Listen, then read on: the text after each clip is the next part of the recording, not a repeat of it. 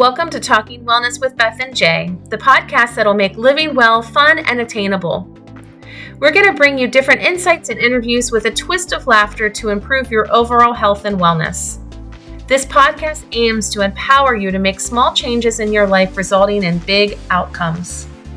This week, we're hosting the Ride to Remember with the Webster Rec Center to raise money for Alzheimer's disease. We're going to discuss risk factors in developing the disease, lifestyle modifications that you can adopt that will help decrease your likelihood of developing Alzheimer's disease. And we have two special guests today coming on to our interview. Kelli Beebe from Wellness 360, whose father was diagnosed with Alzheimer's. So she's going to give us a caregiver's perspective. And also, we're going to be discussing life with Holly Crocker, who works for, she's a local Oasis senior advisor. She offers free services to those that are looking to find the right senior living community. She has some great tips and great advice on when you should start looking for assisted living and what are some things that you should be looking for, and just overall what's important in looking for a senior living facility. So sit back, relax, and get ready to laugh as we find our way to true health and wellness.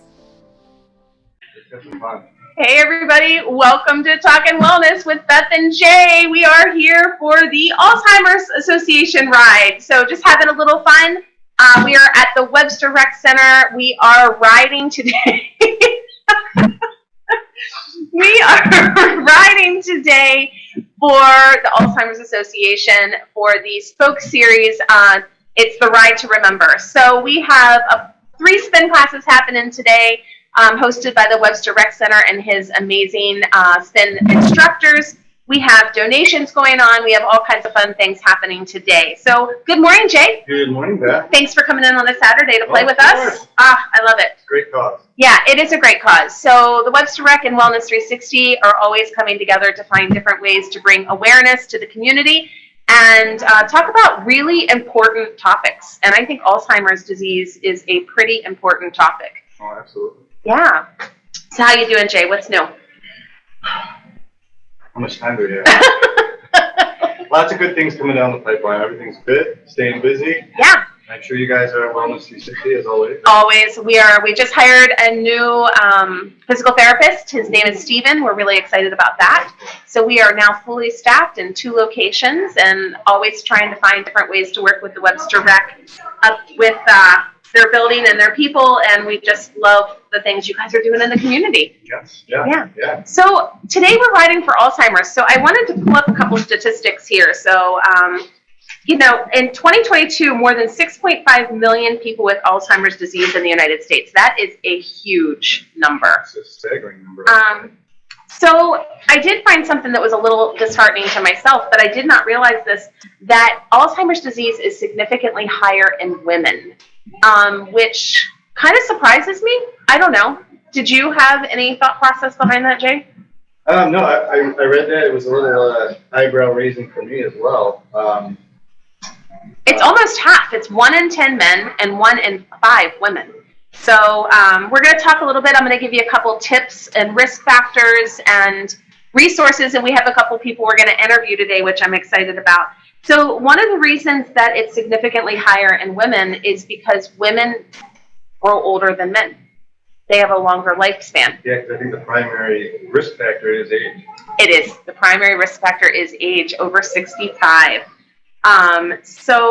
Which is really sad because I'm thinking all of my best friends and myself, and I think about the age and like we're creeping, we're knocking on the door. I can remember way back when I was little and I looked at my grandmother, and now I look back, she was my age. And I'm like, I know, it's that she puts was, it in perspective. yeah, it's a little disheartening, but so let's talk a little bit about risk factors. Family history. My grandfather passed away from Alzheimer's, so I'm going to be riding in his honor today. Do you have anybody in your family that has Alzheimer's? Well, actually, my late mother-in-law, Jean Daly, had Alzheimer's. She passed away in 2020. Wow. I feel like it touches everyone's life. I don't know that I've actually spoke to anyone that hasn't been touched in some way by Alzheimer's. No, and and a couple of my aunt and uncle also suffered from this disease as well too. So yeah, it's one of those things that's very sobering, and I know there's a lot of research going on now, and this is certainly a good cause to drive some of that research. Yeah, so a family history, I think all of us at some point have somebody, if not Alzheimer's, dementia, which brings me back, I thought this was really interesting. Dementia is, basically when you are losing, conditions that are affecting the brain, you're losing brain cells, your brain is shrinking, but there's different kinds of dementia. So I'm going to read these off of the list to make sure that, I get everything correct, but there's vascular dementia. There's Lewy body syndrome, which we have a couple people at Wellness 360 that we treat with Lewy bodies. Parkinson's, we know Wellness 360 is big with Parkinson's and Huntington's disease, which I know some people that have been diagnosed with Huntington's disease. And then there's Alzheimer's disease. So, and frontal temporal dementia, which can actually happen between the age of 45 and 65, which is frightening. That's my age range. So, it does make you want to do everything that you can to stay healthy. Absolutely. And I think, the take home for me when you look at some of this stuff, it's not a lot of the lifestyle adjustments that you can make are basically across the board for a lot of the different pathological states that we see and we work with, whether it's more cognitive decline, more metabolic diseases. So a lot of those lifestyle interventions that may help. There's certainly a lot of encouraging research coming out now on things that we can do. And obviously, the earlier we start these things, the better. Can help, if not, delay some of this, maybe help in its preventative development too. So without even looking at this lifestyle factor that we put together here, you and I have been doing this for many, many years, is talking wellness. I think that you and I can probably list the risk factors not risk factors, but healthy lifestyle changes that you can make without even looking at this paper, because every single talk we've given, the number one is what? Sleep. Getting appropriate sleep. Making sure you're getting your 8 to 9 hours, making sure you're getting scheduled bedtimes. Good quality as well as quantity of sleep.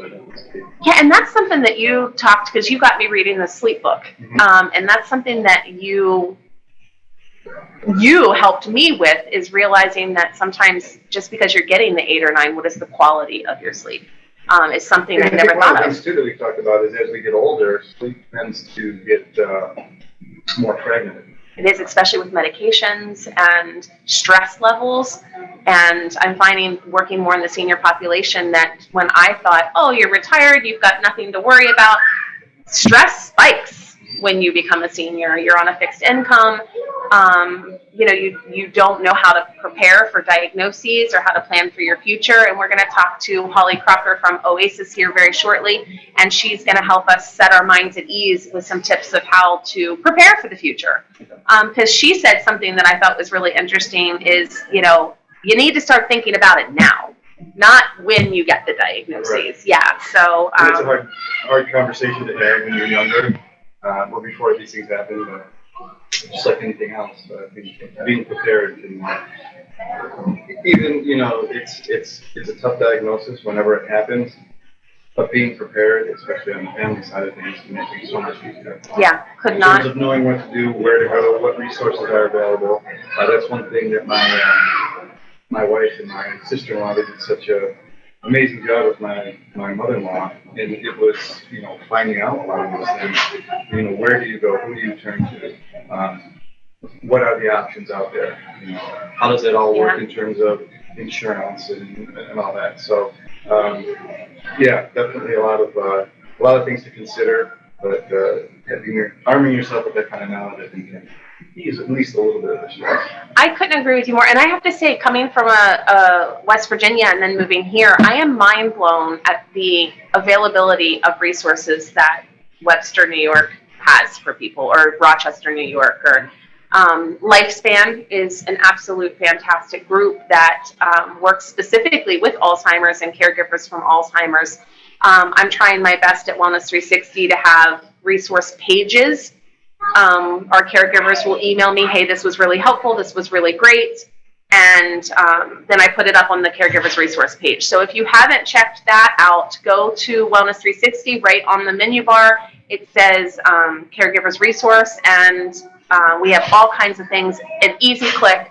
We connect you. I used to just put anything and everything that people gave me. Now I'm trying to keep it local. So meeting people like Holly and knowing her personality and knowing she's reputable, like now she's our main source. So as we grow in Wellness 360 and business relationships grow, I'm trying to get more like, this is Beth approved. This is stamp approved. Yeah. So I'm going to give you, what do you think is a risk factor? Like not a risk factor, like a lifestyle change that you can. Well, again, we talked about sleep. That's kind of like the big foundational thing. But again, it comes down to things like physical activity, nutrition, which again is all affected by sleep and stress management. So those are the two big things that, even in a healthy population, we, as the fitness staff here, we try to focus on those things and those types of interventions first, because everything else kind of tends to follow suit. But certainly things like what you're putting in your body, the type of food that you're eating, how active are you? Also things like, we talk about physical exercise all the time, but what are we doing cognitively to stimulate our brain and keep those connections from deteriorating? So those are, I think, three things that stand out again. And those are things that we talk about as, huge foundational things for wellness just in general. Absolutely. That cognitive exercise, there is so much research when I was doing some prep work, so much research on cognitive exercise and just learning a new language and, reading books and puzzles and boxing for Parkinson's is fantastic, Playing a musical instrument or learning how to play one. Absolutely. Anything that's going to kind of get you outside that comfort zone and force you to work and think a little bit on a regular basis, I think is great. Yeah, I think I practice that every day at work. Nonstop. It's nonstop. Okay, so I want to get a little more specific. Physical exercise. I think the CDC says 150 minutes a week. Mm-hmm. Is that still the going to kind of the guide? The general standard. I would even say too, because again, a lot of what we work with here is, it's that whole exercise piece. What does that mean? And I think sometimes we get caught in this trap. We go so 1 hour a day we go to our exercise class. That's great. What are we doing the rest of our waking hours to enhance physical activity and movement? So this is a classic overthinking point for most people as we try to bring some clarity to it. But yeah, I think, we have these numbers, 150 minutes of some kind of activity. And again, that does not have to be anything super intense. It could just be regular walking, regular movement. Or the other kind of benchmark at 8,000 to 10,000 steps a day. So regular exercise, whether it's a class or you like to go into the gym, work out regularly, those things are great, but it's everything else that we're doing the rest of that day to support it. So 30 minutes of activity a day, and then you sit and do nothing the rest of the day. It's gonna kind of. But the good news is, it's not like you have to budget so much more time. It could be if you're at a desk job and you find little creative ways every hour to move around. Fidget, you're not sitting still all the time, standing up, going for walks, looking for ways. Lunchtime walks and park further away, all those types of things. Take the stairs. These are not mind-blowing things. These have been out there, but I think when you look at just like physical activity and exercise, it goes beyond just what we're doing. In group exercise or in a fitness center or gym environment. All those things are great. Obviously, they're near and dear to my heart. This is what I do for a living. But we also want to educate people that it goes so far beyond just that 45 minutes or 60 minutes that you're doing. What are other things you can do to stimulate more movement and more variable movement? Absolutely. And then nutritious diet. Again, when I'm researching these different topics, because we always want to have some kind of educational piece besides just Jay and I sitting here talking. Yeah. But it's all the same. Eat real food. Just eat real food. Avoid the processed food. If you want to have processed food, eat a portion, not a bag. Limit your alcohol intake. Quit smoking. And if you're still smoking, God bless you. I don't know how you're affording it right now. Well, I think you kind of hit on it. So with nutrition, again, this is another area that we tend to overthink. It's in the social media, fitness influencer world, there's always these different ways of eating. So keeping it simple. If you look at all those big diets out there, whether it's keto, whether it's high carb, low fat, higher protein, vegan, more carnivore diets. The one thing that kind of links them all together is they all focus on that more whole food, eating real food. So again, this is not a podcast on nutrition, and we're not going to go too far down that road. Because we could. We could very quickly, yes. But I think the point here is everybody responds differently to different nutritional interventions. If you can find balance and make sure you're eating good, real food most of the time, you're probably going to be doing pretty good. Yeah, I think that's awesome. And there's a risk factor that I found on my list that I thought was really, really kind of neat, because I've never associated this with disease prevention. But there's an association with being higher educated, having a lower risk of Alzheimer's. To the cognitive aspect of something like an Alzheimer's or some of these other diseases like Parkinson's and that we see is I think people that in general that have a higher education level are also people that continue in that vein. They're always, whether it's reading or learning something new or doing something to continue to stimulate themselves mentally and cognitively. And I'm sure there's probably more research behind the mechanisms of Yeah, I thought that was really interesting. The more formal education may shape the brain differently starting from a young age. So, just getting your kids learning from reading and learning from a younger age. And when I read these things, I'm like, oh my gosh, I may have known that, but to know that it's now like directly linked to disease prevention and directly linked to, it makes me want to, get my son off the couch and get him reading more books and get him, It's amazing how so many of these things are kind of go back to those same, I say basic foundational principles, and that's the good news. Just like anything else,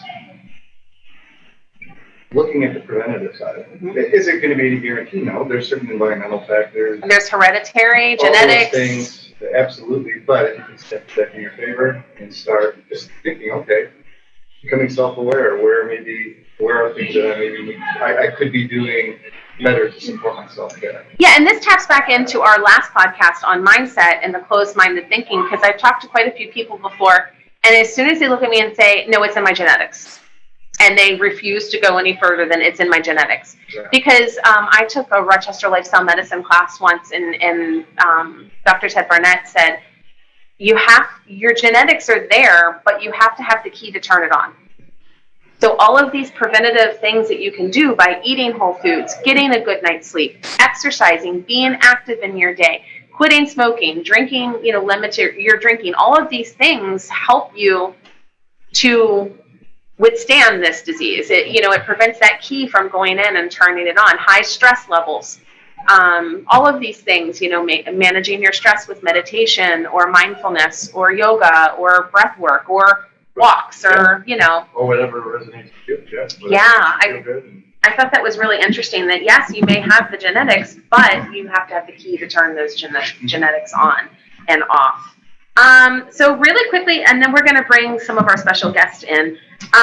Prevention, eating anti-inflammatory diets, monitoring your blood pressure, cutting out smoking or decreasing your smoking, practicing physical activity, which Jay just said, managing cholesterol levels with dietary changes, monitoring your blood sugar levels, which I would love to do a talk one time on that, because I'm hearing a lot of cool research about your blood sugar levels. Managing prediabetes and dietary changes with physical activity. It's always physical activity and, eating whole foods. And so people with Alzheimer's, let me just talk really quickly. I know people that are very forgetful sometimes are like, oh, I'm so afraid I'm getting Alzheimer's. I heard a doctor once tell me that it's getting Alzheimer's. It's not that you lost your keys. It's forgetting what your keys do. So that's the key. It's, losing your keys. That just means you have a lot on your mind. It happens all the time. So rest your mind, Jay. So it's getting lost in places that you used to know well. So being at a local store that you're used to going to all the time and then not realizing where you're at. Forgetting names of family members and everyday objects. Misplacing items, but putting them in places that just don't make sense. Like putting your keys in the refrigerator or in a cabinet. Right. Repeating statements and questions over and over and over again. Forgetting conversations, appointments, or events, and having trouble finding the right words for objects, expressing thoughts, or taking part in conversations. So if any of your loved ones or you're fearful of yourself, definitely contact your doctor and take the steps needed to find out what's happening. Anything else you want to add about Alzheimer's before we bring on one of our guests? No, I think we touched everything. I think it would be great to speak to some specific experiences and then also get some information on locally on what might be available out there in terms of support and options. Yeah, I'm going to bring on Kelly first. So Kelly is our front desk manager at Wellness 360. This ride was really developed because her father passed away from Alzheimer's. So her and her mom were, and I'm sure her brothers were caregivers for a very long time. And I think while my grandfather was in a nursing home and I live 6 hours away. So I wasn't there for that process of the diagnoses and what happened after that, besides my visits when I would come into town. So I really thought it would be interesting to talk to Kelly, get her perspective, and let her share, because this event is really here to celebrate her father's life and, and the support that her mom and herself gave to her dad through the process. So Kelly, come on down. Hi, Kelly. Hi. Hello. So you know why we're here, because we've been planning this for a very long time. So tell us a little bit about, your dad and anything you'd like to tell us. Well, my dad worked for the Rochester City Police Department for 33 years, so a long time. And after he retired, about a year and a half afterward, he got his Alzheimer's diagnosis. So it was early stage, and he was 56. Oh my gosh, that's so young. Yeah, 56. He survived for 8 years, and he passed when he was 64. So a short time and a long time all in one. And we learned a whole lot during that time, because it's not just the memory. It's not just forgetfulness.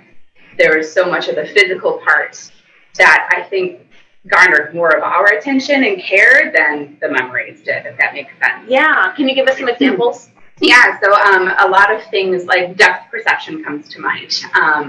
He had a really difficult time maneuvering from one room to another. Say the floor was carpeted in one room and he was walking to another room that was hardwood. He saw that as an obstacle that he had to step over. So he had a really difficult time kind of maneuvering through that. He had a really hard time sitting. I remember that being such an issue. He knew the chair was there. He could feel it behind his legs. He couldn't actually sit. So that was really tough. That happens with Parkinson's too. Mm-hmm. And the later stages of Parkinson's. Yeah, absolutely. So for us, it wasn't necessarily his forgetfulness, that maybe a little bit. I'm trying to think back of when we started being concerned that there may be something wrong. Being in the police department, he knew the city like the back of his hand. Right. And I remember one day, hey, Dad, can you give me directions to such and such a place downtown? And he just looked at me like, why would I know that?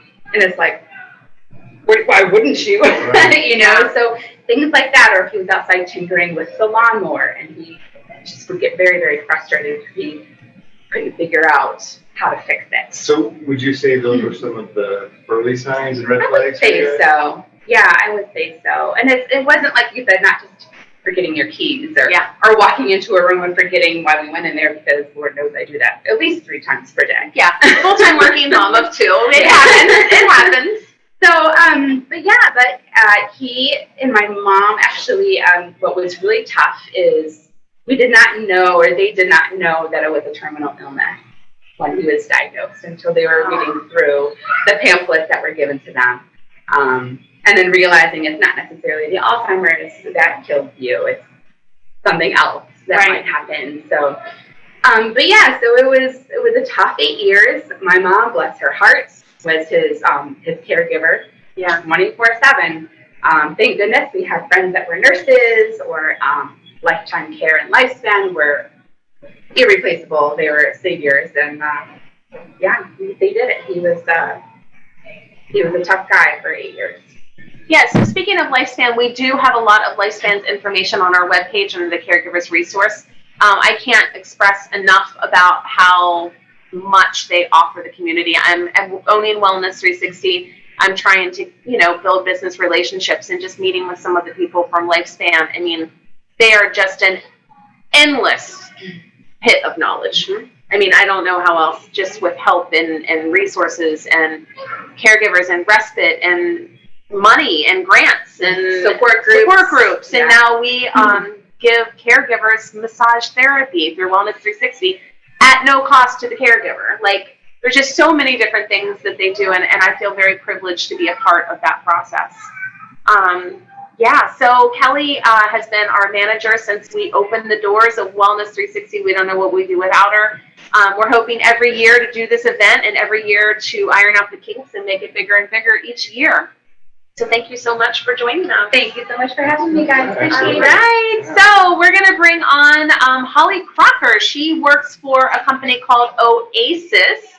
We're going to learn a little bit about how to prepare for long-term disease management. All right. Come on over, Holly.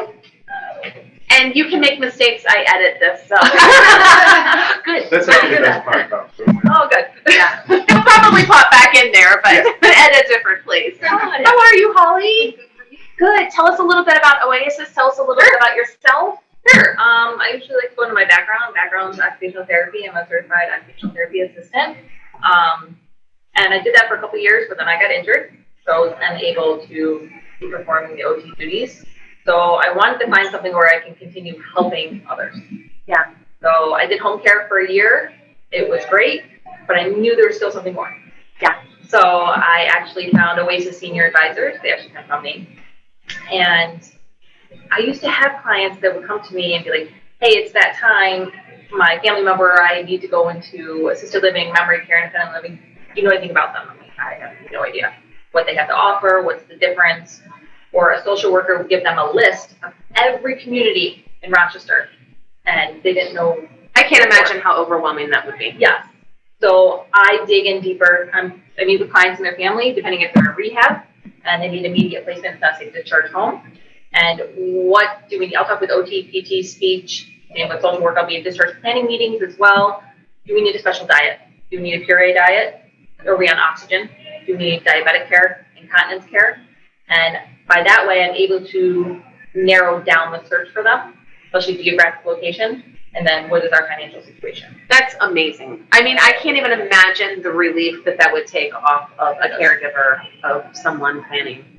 I think that's a big part of the what makes it a very intimidating process, especially from early diagnosis. Like, okay, where am I going to be?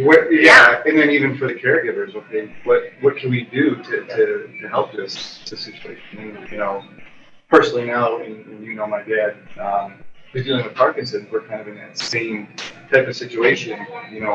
Where's the support? What's best for him? And then also keeping in mind that he's still a person. There's dignity. The dignity factor, and factoring him as much into any decision that we make, while also making sure that my mom is the primary caregiver, it's what she needs in terms of support. So there's so many factors, so many factors. And having a resource to be able to kind of outline those things in a sensible way, I think it's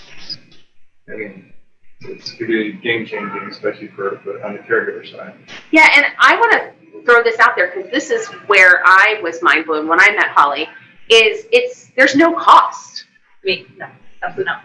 Yeah, so you can call, and I feel terrible. I tell all my caregivers, call Holly, call Holly, call Holly. Even with a question. Yeah, just with questions. And with her personality, she fits right into our team. She's going to go that extra mile to help because that's just who you are as a person. I knew that from the first 5 minutes of talking to you. People don't go in those kind of roles not wanting to make a difference in someone's life. I'll give you an example. I had one client that he didn't really care where he went as long as he could have eggs every morning. So I had to call every community and find out, do you have eggs every morning or is it only on Sundays? What kind of eggs do you serve? That's important to him. Eggs every morning. I can see my husband. That would be one of my husbands. I want 6 hard-boiled eggs every morning. But if you think about it, something seemingly so small, that's your routine. Exactly. And just think how profound that is for not only him, but maybe his family. So piggybacking off of that story, when I was a PTA back home in Maryland, I had a lady, she was an elderly lady, she was hysterical, and she was going to an assisted living in Syracuse. Now, I wasn't planning on moving here at the time, so there was no connection, but she moved, and let me tell you why she moved to the one in Syracuse, because she could have a glass of wine every night. Yes. That's a huge thing. Alcohol is huge. Absolutely. Some people are like, okay, we have happy hour once a week, and other places it's every week, like 3 times a week. Yeah. So, or can they have some in their room? It just varies. So she drove and lived all the way to Syracuse from Maryland so that she could have her wine every night. I love it. And then the next day she came in and she told me that she ordered 500 pairs of shoes because she was drinking wine and shopping. And she had a charge on her credit card for 500 pairs of shoes. Wow. I wonder how much you can charge. I was going to say, were they all delivered? I loved her so much. She was absolutely hysterical. And that was a true story. She ordered 500 pairs of the same shoe. Well, that makes you happy. Yeah, I mean, whatever makes you And happy. I think this speaks to, especially, like you said, this is a terminal illness, or as like Kelly said, and what are things that are going to matter to people as they progress with this that are going to make them happy? Yeah. Because ultimately, that's kind of what it comes down to. Managing things and also, whatever quality of life enjoy that they can possibly have. Well, I think many don't understand too with communities, there's assisted living and then there's enhanced assisted living. Enhanced can do the physical hands-on assistance, so depending on your diagnosis, if it's going to progress, like Alzheimer's, especially memory care, they have memory care and enhanced memory care. They're going to need the physical hands-on assistance eventually. So that's interesting. I didn't know that. The less they move, especially memory care, the better for them. They need routine. So that might, as you're initially looking at those things, that might be a factor to know. Well, we know at some point they're going to need that enhanced care, so that can kind of drive the choices that you make early on. Yeah, that's another question I was going to ask you. Like, when am I going to come and tell you? Like, when am I going to show up and say, hey, Holly, I need your help? Is it after the diagnosis? Is it, when is that? So I say I get a pre-event and a post-event. Pre-event is, hey, I saw your flyer, someone mentioned you, and I kind of want to know a little more about your services. And then we talk about what I do, and they're like, you know what? Actually, I think I want to look at places now. I always recommend, even if it pops in your head, start now. Even at 65. Because if something were to happen, I used to have clients in car accidents, and they knew they could not go home, or their loved one could not go home. Where do they go? And they might pick a place. And yeah, that's the post-event. So you fell, you broke your hip, and no longer go home, now take discharge. You may not even be able to go on the tour with me. I go on the tour with all my clients because you're in rehab. I'll Zoom, I'll FaceTime, you can ask all the questions, but it's still not the same feeling. Yeah. So be prepared, knowing where you want to go if something were to happen. It's better to tour prior instead of post-event.